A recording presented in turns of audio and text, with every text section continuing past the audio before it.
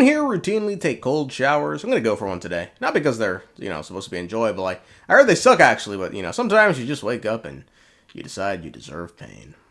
Anyway, my friends, something unprecedented has just happened in Amphoreus, or rather, outside Amphoreus. Glothswather, Fuli, the Aeon of Remembrance, has just gazed at the entire planet. The wisest choice right now is for us to continue cooperating. Haha, what's wrong? Let me take back a part of what I said just now, Miss Himiko. Although we indeed struck a deal, it seems like I have involved you in some unforeseen danger. Please accept my deepest apologies. Has something changed? It's Fuli. Their gaze has just swept across Amphoreus. And now, while the implications of an Aeon gazing at an entire planet aren't exactly known, this isn't something new, as Herta has told us that Noose, for instance, has gazed at many planets in the past. No! I've told Himiko everything I know. Nothing about the world sounds right.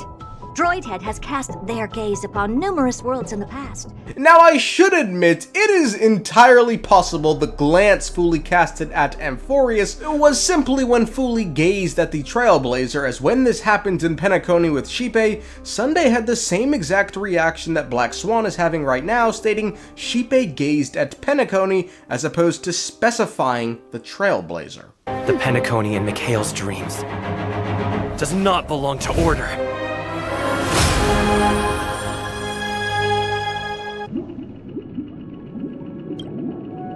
I can't believe that Aeon would cast a glance at Penacony at a time like this. Although I suppose in, this instance, Black Swan said he gazed at all of Amphoreus. Gotta mean something.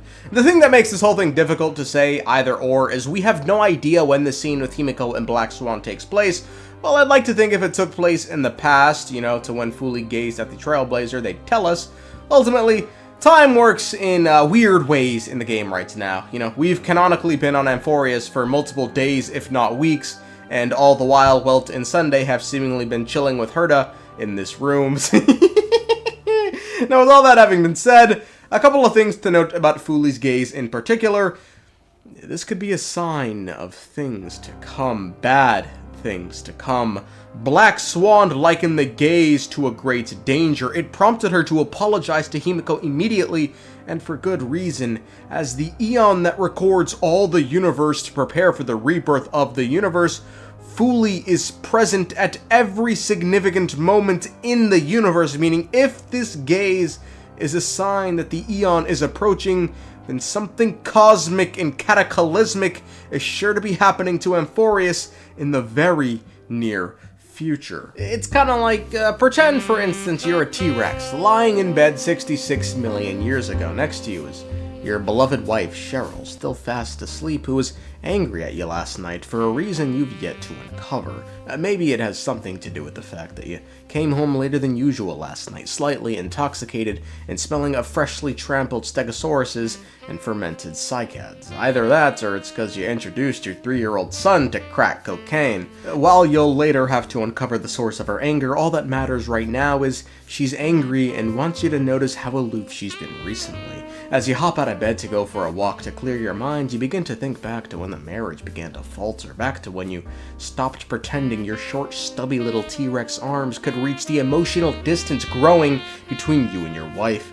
Maybe it was when your daughter, allegedly born from 2 T-Rexes, was born a Brachiosaurus, and when she attended T-Rex Academy, all the children on the playground would shout to her, "Hey, yo, what that neck do, bitch?" Yes.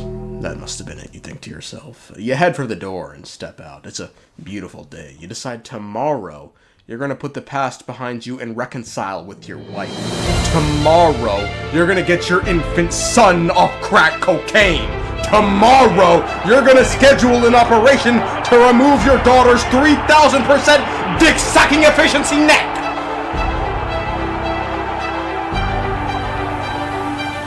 You smile and whisper to yourself, "Yes, I'll do it all tomorrow." Then you look up and you see Fuli's bitch ass in the sky, you already know. staring right back at you! Yeah. That's what Fuli showing up means. But if something bad is coming to Amphoreus, then what is it? Perhaps it's the Garden of Recollection. As Black Swan told us, there are some members within it that want to uncover Amphoreus' secrets bad. The true reason behind my intentions is that Amphoreus holds special significance. For some memo keepers of the garden with extremist views, it is a perfect example. A world that can only be seen through the garden's mirror means that memo keepers have the right to keep the world in their private collection.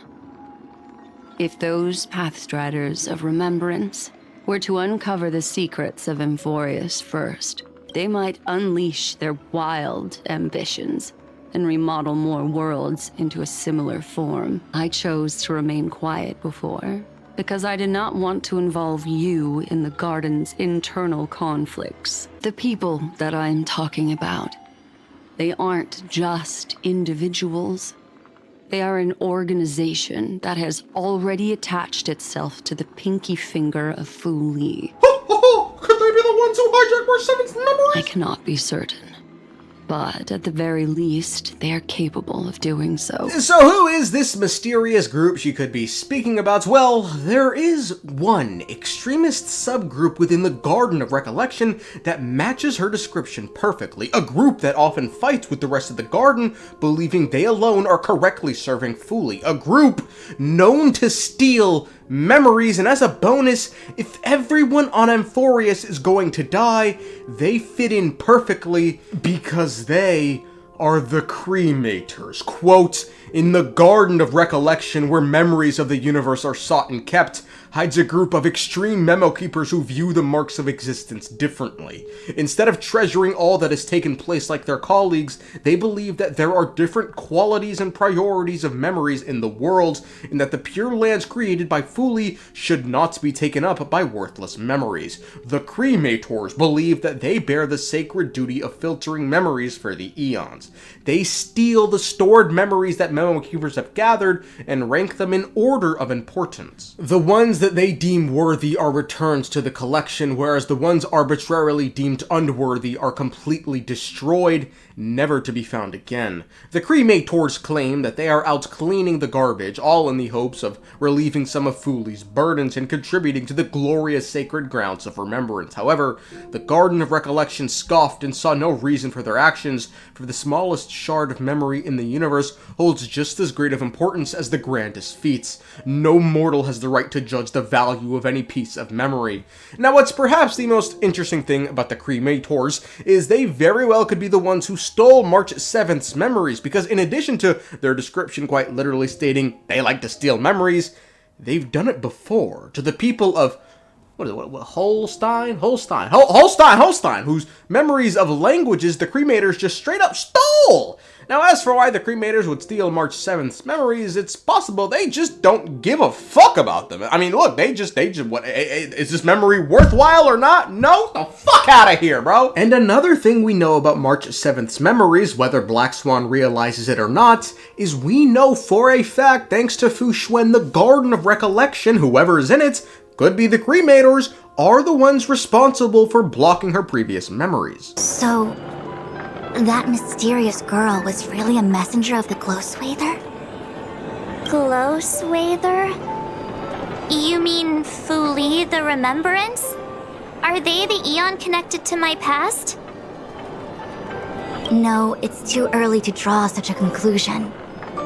All I can say is that it was very likely an eon that sealed away your memories. When the messenger spoke of protection, perhaps she meant the following. By sealing away your memories, the glow swather wasn't attempting to harm you, but to shield you from the memories themselves. Now, as for why they'd target March 7th in specifically, not once, but potentially twice, or well, potentially once and potentially twice, who's to say? With regards to the grander goal of uncovering Amphoreus' secrets and remodeling other worlds in its likeness, because it's the perfect example, we must understand the goal of the people for both the Garden of Recollection and the Cremators. As stated earlier, Fuli collects memories to prep for the rebirth of the universe. Naturally, the Garden and Cremators collect memories for the same exact purpose.